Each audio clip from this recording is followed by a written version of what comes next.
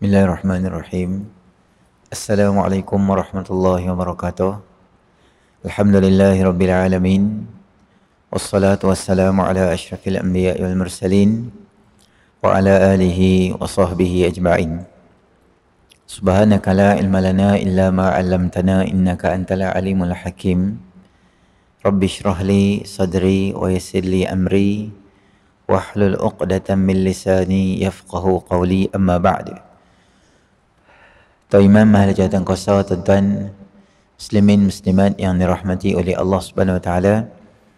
Pertamanya kita panjatkan kesyukuran kita kepada Allah Subhanahu Wa Taala kerana dengan limpah rahmatnya Allah Subhanahu Wa Taala beri kita sama-sama peluang berada di dalam majlis ilmu kita pada malam ini.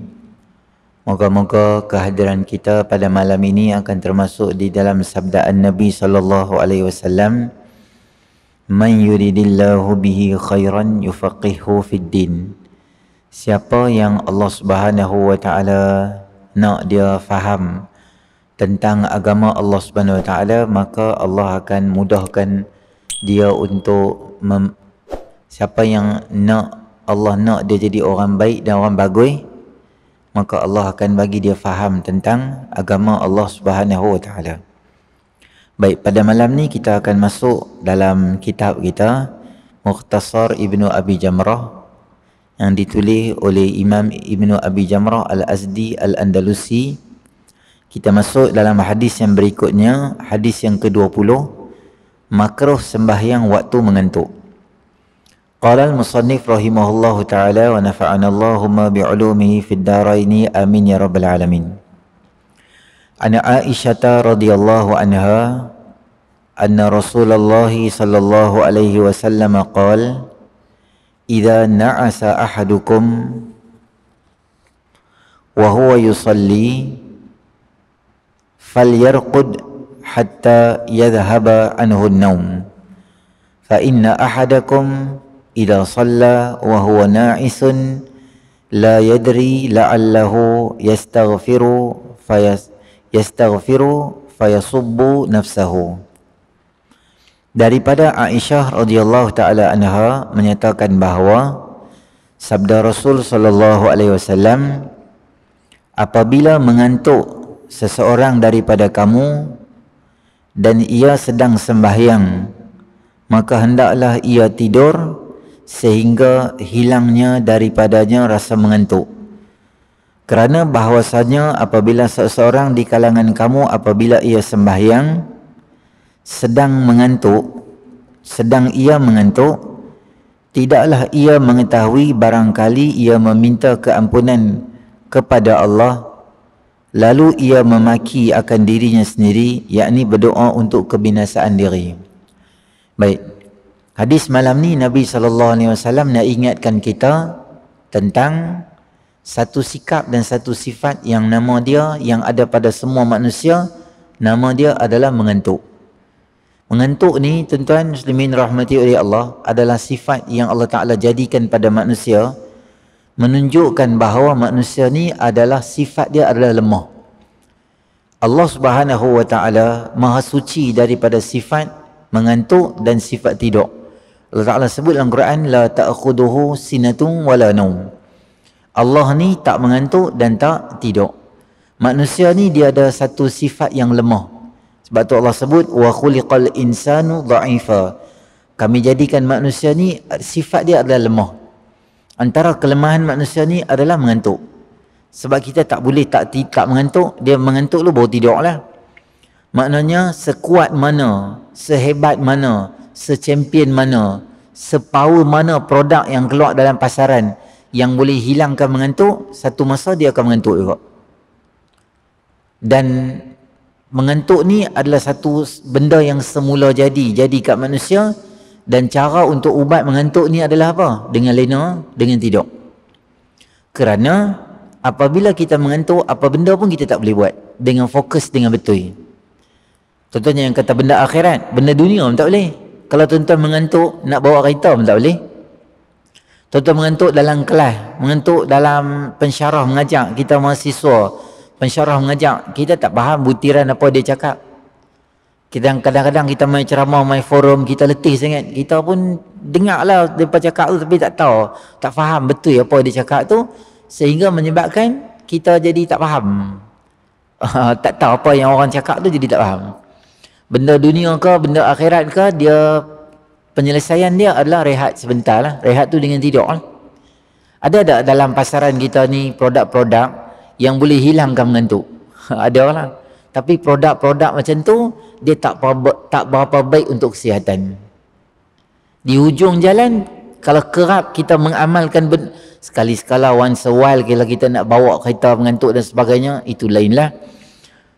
Katalah emergency nak kena balik juga Pahang sebab adik-adik kita meninggal, malam tu nak kena drive, okey, kena produk-produk tak mengantuk, okey lah, tak apalah, sekali-sekala. Tetapi mengamalkannya secara istimrar, continuously kita duk amalkan benda tu, boleh menyebab tak baik untuk kesihatan. Tak kira lah produk apa, kopi ke, jenis koko ke, jenis susu ke, apa-apa pun, kerana mengantuk ni, dia punya ubat dia tidak. Tapi secara semula jadi, apabila kita ambil produk-produk tu, dia menghalang kita daripada tidur. Maknanya dia menghalang benda yang sepatutnya kita buat, dia halang. Patutnya time tu kita tidur. Dia akan beri kesan pada kesihatan kita. Termasuk kata Nabi SAW masa mengantuk ni apa dia? Jangan semayang. Semayang ni maksud dia apa? Apa yang dimaksudkan oleh Nabi SAW? Fa inna ahadakum idza shalla wa idza na'asa ahadukum wa huwa yusalli falyarqud hatta yadhhaba anhu an-naum. Ketika kamu duduk semayang, kalau kamu mengantuk sangat, apalah kamu buat? Kamu tidur sehingga hilang mengantuk. Apa makna dia? Tengah kita duduk semayang mengantuk, terus tidur aku tu, masyarakat kedua tidur aku tu terus. Kan? Dan Nabi kata falyarqud, sejurus tidur lepas tu. Tidur maknanya selepas daripada sembahyang. Bila sembahyang tu adalah sembahyang fardu. Kalau kita sembahyang fardu, mesti selesaikan sembahyang kita dulu selesai habis, kemudian maknanya kita tangguhkan wirid kita, zikir kita, terus kita untuk tidur. Tapi kalau kita sembahyang tu adalah sembahyang sunat, maka boleh. Dalam ayat Quran Allah kata, wala tubtilu a'malakum. Jangan kamu batalkan amalan kamu. Maknanya benda-benda fardu, sembahyang fardu ni kita tak boleh suka hati batal. Mesti ada sebab yang kukuh dan utuh. Contoh dia apa dia? Rumah terbakar, menyebabkan nyawa, keselamatan. Kita perangat dalca semalam, lupa nak tutup. Kita duk bau, takut terbakar. Rumah flat, jadi rumah teres, boleh terbakar 2-3 rumah. Segera berhenti sembahyang. Sebab apa? Sebab benda tu melibatkan keselamatan, melibatkan nyawa, melibatkan benda tu boleh. Tapi kalau benda-benda yang tak ada masalah, contohnya apa? Contohnya ada orang main rumah kita, ting tong, kita pun berhenti sembahyang. Tak boleh. Sembahyang fardu. Hujan, kita lupa ambil baju. Ada 2 helai baju. Allah, baju kais sembahyang baru sidai ya. Tak boleh berhenti. Kena sembahyang habis, baru berhenti. Benda melibatkan keselamatan nyawa contohnya kan. Kita tengah sembahyang, tok imam jatuh. Tiba-tiba sakit ke, sawan ke, jantung ke, berbuih mulut dan sebagainya, boleh berhenti. Siapa berhenti? 2-3 orang berhenti, angkat dia, jalan, orang duduk belakang jadi imam, selesaikan sembahyang. Jangan satu masjid berhenti. 2-3 orang, selesaikan dia, ambil dia, bawa pergi tepi, telefon ambulan dan sebagainya. Ada pun orang di belakang imam, dia boleh ganti imam tu. Bab batas sembahyang lah. Ada pun sembahyang, kalau kita sembahyang qiyamul lail di waktu malam, ataupun kita sembahyang tahajud dan sebagainya, kalau kita rasa terlalu mengantuk, boleh kita berhenti saat kita tidur dulu. Kerana butiran yang kita baca ketika malam tu kita tak tahu apa yang kita baca masa kita tengah sembahyang, tengah mengantuk. Kita tak tahu. Kadang-kadang kita mencela diri kita sendiri disebabkan ngantuk. Ngantuk ni dia bahaya lah. Kalau bawa kereta pun bahaya. Tertidur 2-3 saat je boleh. Banyak kita tengok kes-kes meninggal sebab apa? Tertidur sesat dalam kereta. Kuliah pun bahaya juga kalau tidur tak. Ada sekali tu, ada satu orang tu dia main kat saya. Dia kata, Ustaz, dia kata, saya baru tahu kita boleh sembahyang jamak Isyak dan subuh dia. Saya kata tak ada sembahyang jamak isyak dengan subuh. Sembahyang jamak ni takhir atau takdimnya zuhur asar maghrib isyak. Jamak ada. Dia kata tak ustaz, ada. Saya kata dia hang dengar kat mana? Saya kata saya baru je dengar ceramah. Dia habaq nama ustaz tu. Saya kenal lah. Saya kata tak betul ikut. Ustaz tu saya kenal. Mustahil dia mengajak macam tu. Betul ustaz. Dia kata boleh. Dia kata boleh kita nak jamak di antara apa? Isyak dengan subuh tu dia habaq boleh. Saya telefon lah ustaz tu. Hak dia habaq tu. Ngajak di masjid mana? Dia habaq nama masjid. Saya pun telefon dia. Saya tanya dia, betul ke ada macam ni ajak? Dia kata bukan.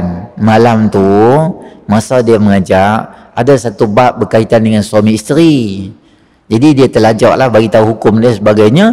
Maka dia bagi tahu jimat di antara isyak dengan subuh. Dia ni lena. Jadi dia faham sembahyang jamak isyak dengan subuh. Lalu dia pergi jajar kata ceruk kat orang kata boleh ceramah. Boleh. Bahaya, mengantuk. Jadi kalau tuan-tuan mengantuk masa ceramah nak buat apa? Tidur. jangan tidur tengah-tengah ni. Kalau letih saya contoh kan. Jadi kalau kita dengar butiran yang tak betul, kita confirm balik dengan orang yang mengajak tu. Jangan kita cakap satu benda yang boleh. Jadi hukum dia meneruskan sembahyang ketika mengantuk ni hukum dia makruh. Jadi sebab kita ni ada hak untuk badan kita, ada hak untuk Allah dan hak untuk isteri, suami dan sebagainya, semua ada haknya. Maka kita tunaikan hak semua dengan sempurna. Mengantuk tidur dulu, kemudian bangun dah segar sikit, ibadat balik, itu lebih baik. Baik, masuk hadis berikutnya. Ana Aisyah radhiyallahu taala anha kanat taghsilul maniyya min thawbin nabi sallallahu alaihi wasallam.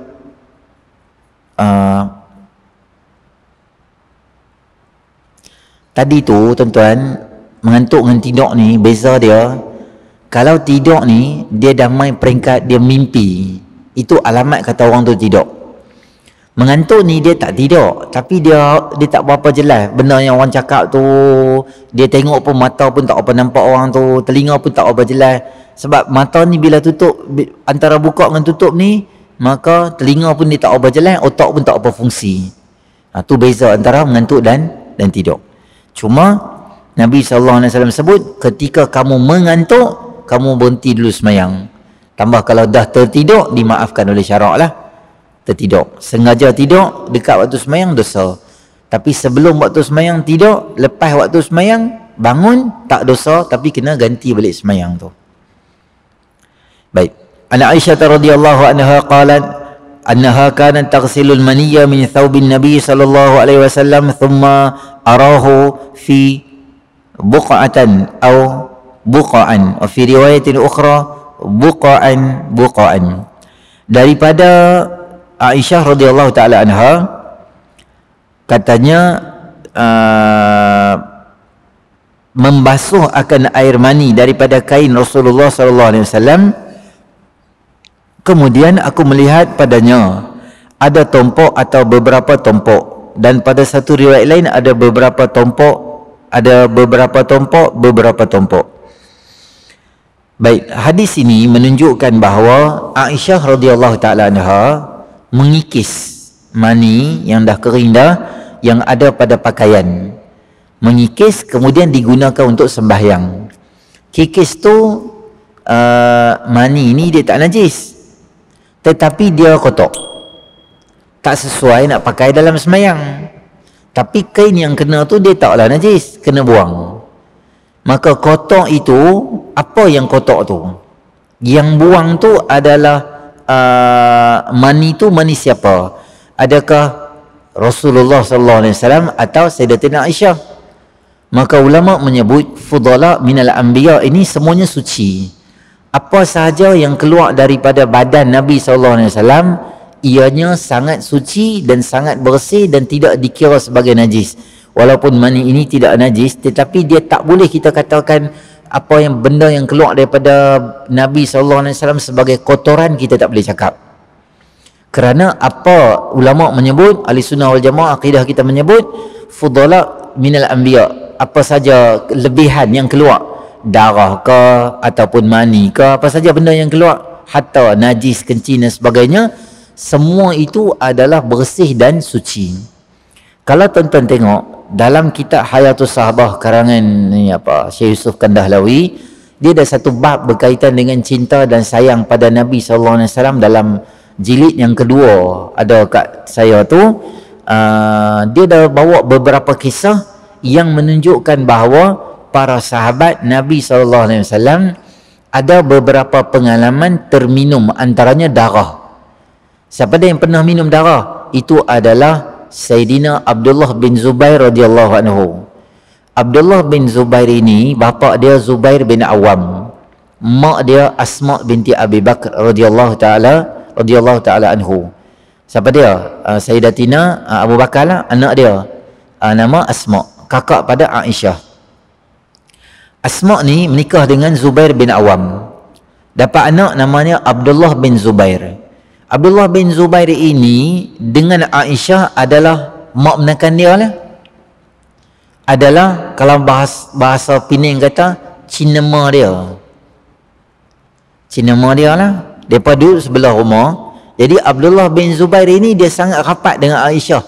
Dia akan lari main masuk rumah Nabi itu macam rumah dia, rumah mak menakan dia. Nabi itu kira pak menakan dia, lari sini, lompat sini, budak kecil lari-lari situ dia, Abdullah bin Zubair radhiyallahu anhu. Sehingga rapatnya Abdullah ni dengan Aisyah, banyak dalam hadis disebut an Ummi Abdillah Aisyah radhiyallahu taala anha, daripada mak Abdullah Aisyah. Sedangkan yang kita sedia makruf, Aisyah ni tidak pernah ada anak. Allah tak kurniakan anak pada dia, hasil perkongsian hidup dia dengan Nabi sallallahu alaihi wasallam. Tetapi sebab apa dinamakan Ummi Abdillah? Ummi Abdillah ini merujuk kepada mak Abdullah. Abdullah mana yang Aisyah jadi mak ni? Mak menakan. Abdullah mana? Abdullah bin Zubair, anak kakak dia, anak menakan dia. Lari sini, lari sana di dalam rumah. Nabi SAW panggil dia dan Nabi kata kat dia, ini darah bekam aku, tolong buang darah ini di tempat yang orang tak tahu.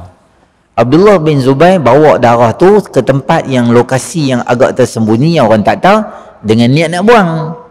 Tetapi bila dia tengok darah tu, dia kata tak sampai hati nak buang. Tahu dia apa? Dia pergi makan darah tu.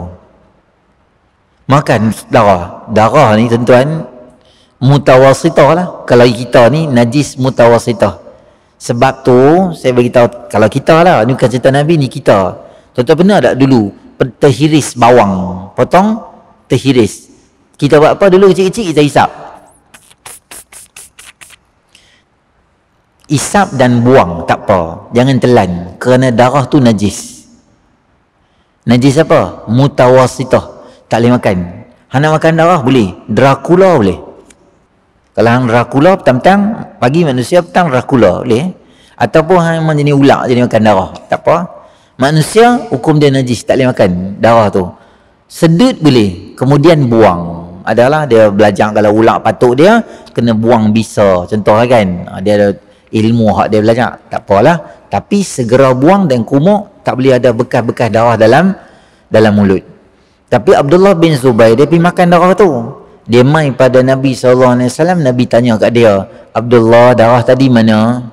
Dia kata, saya dah simpan dekat tempat siapa pun tak tahu. Memanglah perut dia, siapa orang tahu. Nabi SAW tanya kat dia, la'allaka syaribta, hang minum kan darah tu? Dengan Nabi mana boleh ranjau, mesti kena cakap betulnya. La'allaka syaribta, hang minum kan darah tu? Dia kata, saya minum. Nabi SAW kata, orang yang ada darah aku dalam badan dia akan diharamkan daripada masuk api neraka. Atau hebatnya Abdullah bin Zubair, Allah Subhanahu Wa Taala pilih dia, dia jadi berani. Lepas minum darah Nabi tu, dia jadi macam berani, dia luar biasa. Keberanian dia tu bukan buat lawak mainnya, tahap dia tu. Jadi ada kencing, ada juga riwayat menyebut Nabi suka bubuh dalam bekas, ada minum, sahabat terminum. Semua tu kata ulama bukanlah satu benda yang kotoran, kerana apa yang keluar daripada badan Nabi SAW itu nyata bersih dan sangat suci. Kerana baginda Rasul SAW adalah pilihan dan kita katakan makhluk ciptaan Allah Ta'ala yang terbaik sekali. Semua benda yang Allah buat pada dia itu adalah bersih dan suci. Ayak yang keluar daripada jari Nabi itu adalah ayak yang paling bersih atas pada Zam-Zam lagi. Nombor satu ayak yang keluar daripada jari Nabi lah. Kemudian baru ranking ayak-ayak yang lain termasuk Zam-Zam, mineral dan sebagainya duduk bawah lagi lah. Itu. Kemudian Aisyah kikiskan bekas mani tadi itu, kemudian digunakan untuk sembahyang. Daripada ni ulama bagi tahu mani itu tidak najis, boleh guna untuk sembahyang. Pakaian yang kena tu dia bukanlah najis. Cuma Imam Maliki dan Hanafi berpendapat bahawa mani itu najis, hendaklah dibasuh akan dia. Sedangkan mazhab Imam Syafi'i dan Hambali kata tiada najis. Mani ni suci tapi tak menyucikan lah. Kita tak boleh ambil uduk dengan mani, tak boleh basuh najis dengan mani, tak boleh. Boleh basuh kain tadi tu, boleh tak basuh dengan batu? Kain kita boleh istinja dengan batu kan? Istinja ini adalah merujuk kepada membasuh kubul dan dubur, bukan membasuh najis atau apa saja kotoran yang kena selain daripada kubul dan dubur. Katalah kain kena, kita tak boleh ambil batu, 3 batu kita boleh buat basuh kencing, sini tak boleh. Di mana boleh? Di kemaluan, di zakar sahaja boleh ambil batu 3 buat. Tu pun ada syarat dia. Kalau najis kena dekat kain, kita tak boleh cuci macam tu. Ataupun ambil tu cara dia lah. Kain kena cuci dengan air sahaja. Kalau kena air lah. Kalau mani kikis saja macam tu je boleh dah.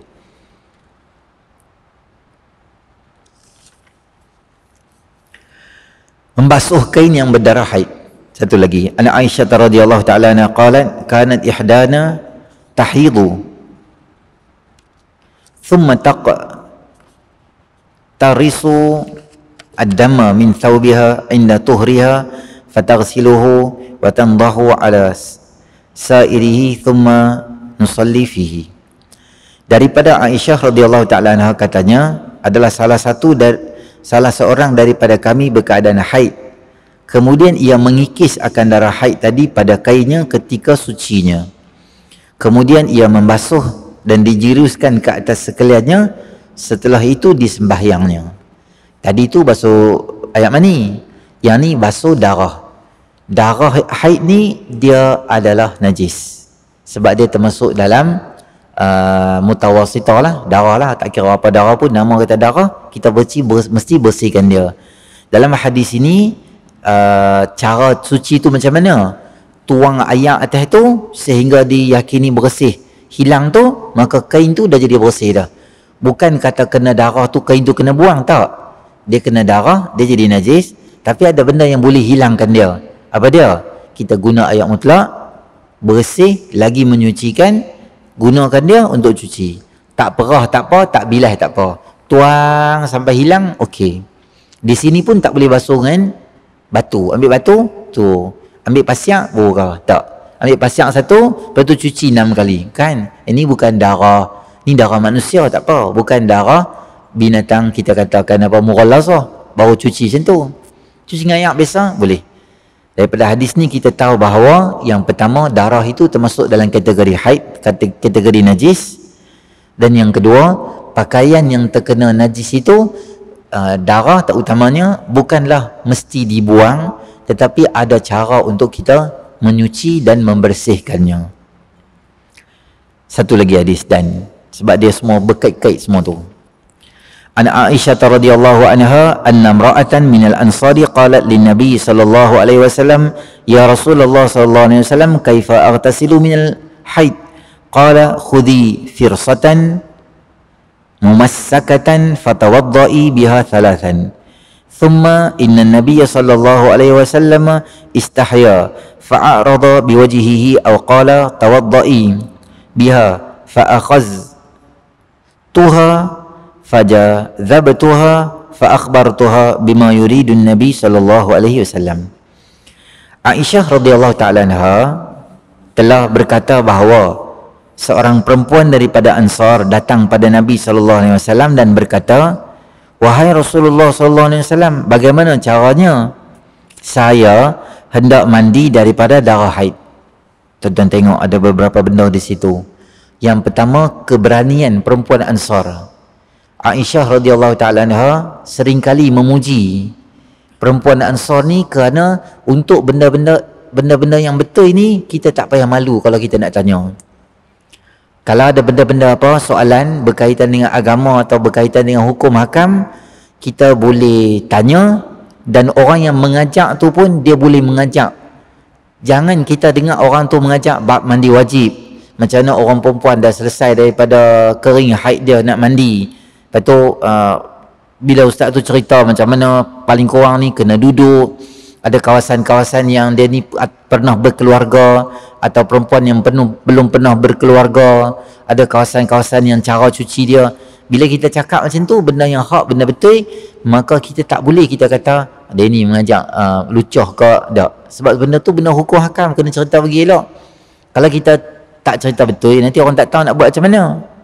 Itu yang pertama. Bab-bab agama atau benda yang hak, kita boleh tanya, tak apa, tak ada masalah. Dan kredit diberi pada perempuan Ansar kerana mereka rajin atau berani tanya benda ni.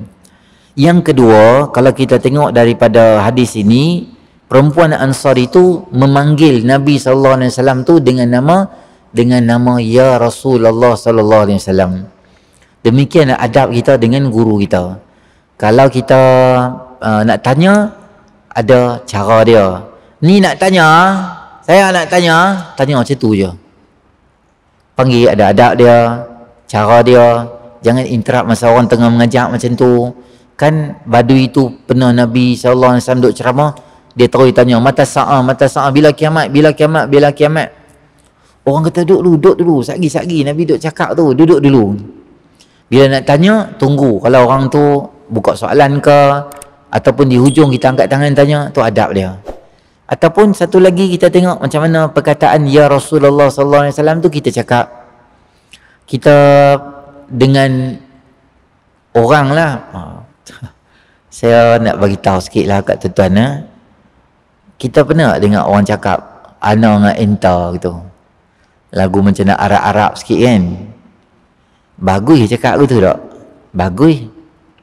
Tapi tuan-tuan, dia ada dua perbezaan. Satu, tuan-tuan cakap Arab penuh. Satu lagi, tuan-tuan hanya menggunakan bahasa Arab ana dengan enta sahaja. Contoh, ustaz, lepas ceramah hari ni, ustaz nak pergi mana? Ana ingat nak ajak lah enta nak pergi minum-minum. Contoh ayat. Tuan-tuan nampak ayat tu macam bagus tak? Bagus tak? Tapi perkataan kita ana enta campur dengan bahasa Melayu macam tu, bahasa kita maknanya aku dengan hang. Saya terjemah tuan-tuan bahasa tu. Ustaz ada nak pergi mana-mana lepas isyak malam ni. Aku ingat nak ajak hang minum-minum. Terjemahan dia macam tu. Tapi kalau tuan-tuan cakap Arab penuh, ada ana dengan enta, tak apa. Ana dengan enta nak cakap ni bila? Satu, dia lebih rendah daripada kita.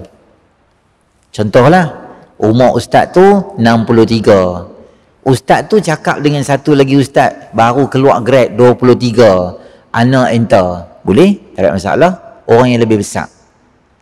Yang kedua, ana enta ni tak boleh kita guna. Kita baru tingkatan 3. Kita cakap dengan satu ustaz tu umur dia 62 tahun. Kita cakap ana enta. Tu tak boleh. Kerana tu nampak jadi macam biadab. Kurang adab macam tu. Nak cakap boleh. Cakap Arab full version. Tak apa. Jangan cakap tentang ana enta je. Sama macam you and I lah. Ustaz, saya pernah kenal lah satu orang yang dikenali lah. Dia kata, you nak datang ceramah bila kat tempat I, you cakap lah. You boleh je mai. Cakap dengan ustaz ke tu. Saya tak apa selesa lah. UI gitu. Melainkan hang UI ni siapa? Dengan orang yang sama level. Boleh lah. Hang ustaz juga, dia tu ustaz juga, dia anak enter. Boleh level sama-sama, tak apa, tak ada masalah. UI ni bila? Hang sama-sama hang boleh lah.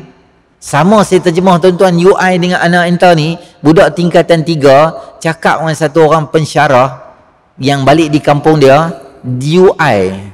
Doktor, I rasa you tak boleh lah parking sini. You kena parking kat depan lagi tu. Budak tingkatan 2 cakap gitu. Tuan-tuan nampak macam beradab tak? Tapi kalau dia cakap full version, dia tak jadi beradab, dia tak jadi kuajak ke tu. Contoh, doktor, can you please don't park your car here, park your car over there. Dia cakap penuh, dia okey biasa. Tapi bila dia quote tentang UI dengan anak enter ni, dia jadi tak apa bagus sikit. Benda tu bagus, dia cuba nak belajar cakap bahasa Arab dengan ustaz-ustaz, baguslah. Takkan dia nak cakap dengan orang lain. Tapi boleh cakap anak enter dengan siapa? Dengan orang yang sama umur dengan kita, boleh. Orang yang rendah daripada kita. Melainkan kita ni dah tok guru dah, sama-sama tok guru dia, atau dia cakap dengan anak murid dia, anak enter, macam tu boleh, tak apa, tak ada masalah. Cuma adab kita tu, kalau orang kurang selesa, kita janganlah guna gelaran-gelaran macam tu. Kan, terutama UI ni. UI tempat lain lah, tempat ustaz panggil ustaz lah, senang lah, mudah kan. Demikian itu akhlak para sahabat apabila tanya pada Nabi SAW. Satu orang perempuan dia mai dekat Nabi, dia tanya, wahai Rasulullah SAW, saya ni nak mandi wajib, nak mandi baru lepas daripada darah haid, macam mana nak mandi? Satu orang perempuan tanya. Maka Nabi SAW kata, ambil sepotong kapas kasturi, maka sucikan engkau dengan dia sebanyak 3 kali. Kemudian Nabi SAW berasa malu kerana perkara itu, lalu berpaling muka. Nabi kata, ambil kapas, mudah ni tuan-tuan, nak tahu kering ke tak kering lagi, dah habis dah haid tu, nak tahu kering habis ke tak habis, ambil kapas yang kering, masukkan di dalam faraj, dalam kemaluan. Kadang-kadang dia dah kering di tepi-tepi tu, tapi di dalam tu dia ada lagi darah sikit. Dimasukkan kapas 2-3 kali, tengok confirm tak ada darah, okey, dah kering, boleh mandi dan boleh solat. Tapi perempuan Ansar tadi tu dia agak kurang jelas lagi, dia duk tanya lagi. Bila berulang tanya benda, walaupun Nabi SAW, jadi Nabi ni seorang yang sangat pemalu. Jadi Nabi macam merah ada muka, nak terang lebih-lebih benda tu, benda dalaman melibatkan satu orang perempuan. Nabi pun nak guna bahasa. Aisyah radhiyallahu ta'ala anha yang ada kat tepi tu, Aisyah buat apa?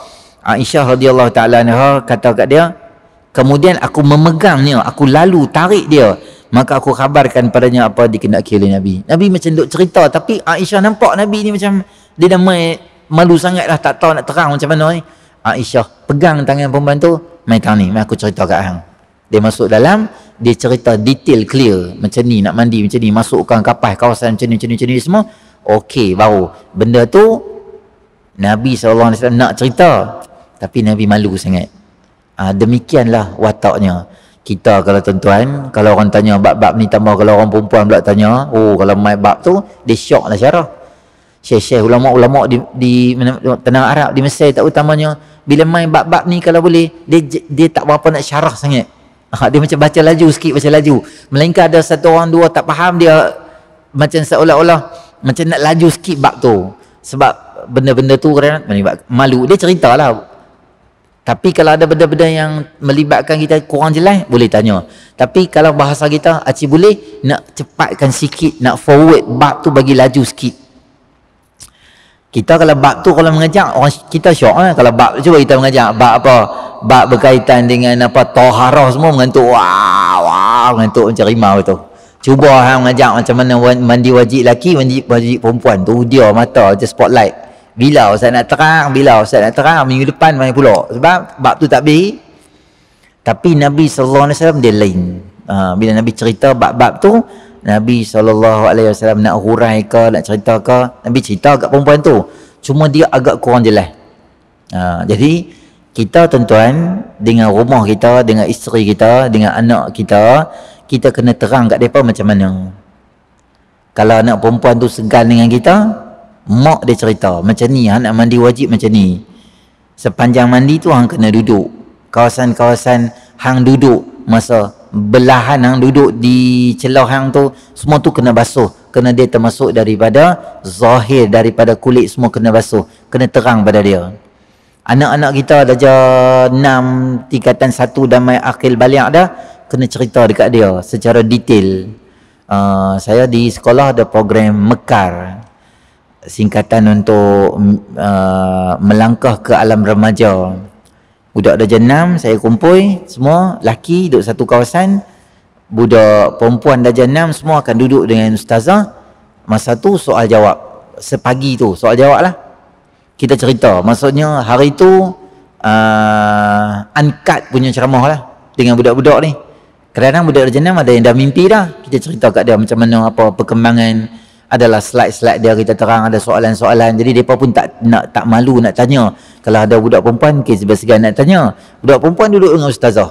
Ustazah cerita dia macam mana nak pakai, kalau ada main haid tu macam mana kiraan dia, macam mana boleh tak boleh, macam ni sentuhan mana okey, sentuhan mana tak okey.